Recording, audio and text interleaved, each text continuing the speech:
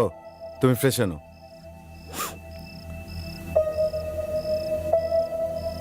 ঋতু, ওষুধগুলো নিয়ে আমার ঘরে এসো।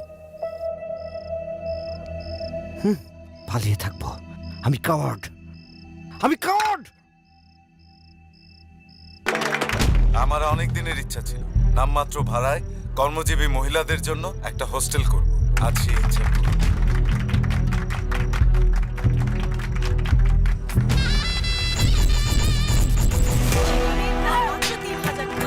এক মাস থাকা খাওয়ার সুবিধা।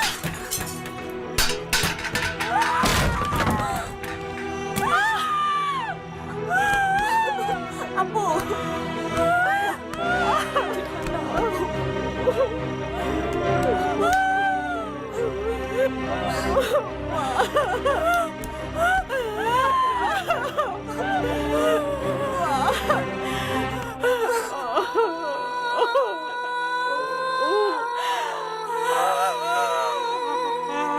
বস, উনি আমার শ্বশুর। না শ্বশুর না, মানে শ্বশুর বাড়ির লোক। মার্ডার নাকি ধর্ষণ? না বস, তেমন কিছু করে নাই। উনার একটা জমি উদ্ধার করে দিতে হবে। বস, এত ছোটখাটো ব্যাপার আমাকে বলতে হবে? এই নবাব এলএলবি সামান্য জমি জমার ব্যাপারে আদালতে দাঁড়াবে? রাবেশ।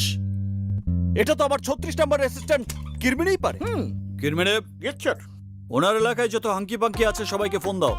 সবাইকে আমার কথা বলো। Okay sir. দুদিনের মধ্যে ওনার জায়গা খালি করার ব্যবস্থা করো। ঠিক আছে। যদি এতেও কাজ না হয় ব্যাপারটা আমি দেখব। জি স্যার, আমি এক্ষুনি করতেছি স্যার।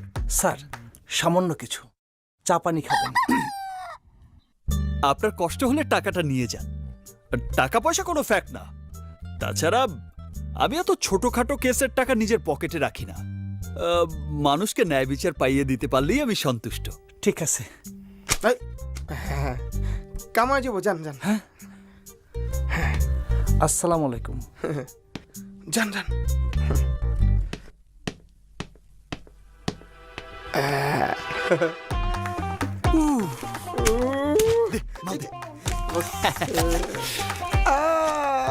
টাকা রে। বস, আজকে রিয়েলি একটা লাকি ডে বস। হ্যাঁ, but I am not happy. এই সমস্ত খুচরো সমাজসেবা দিয়ে আমার চলবে না। আরো বড় কিছু পেতে হলে জাতির বিবেককে নাড়া দিতে হবে। রাইট বস, রাইট। লোডশেডিং বস, সব রেডি তো? জি বস। চল। স্যার, আমাদের নেক্সট কেসের ফাইলটাকে রেডি করবো? স্যার, আপনি কি মনে করেন আপনার এই বিজয়ের মাধ্যমে দেশে ন্যায় বিচার প্রতিষ্ঠা হলো? দেশে তো ন্যায় বিচার অলরেডি প্রতিষ্ঠিত আছে, এখানে নতুন করে প্রতিষ্ঠা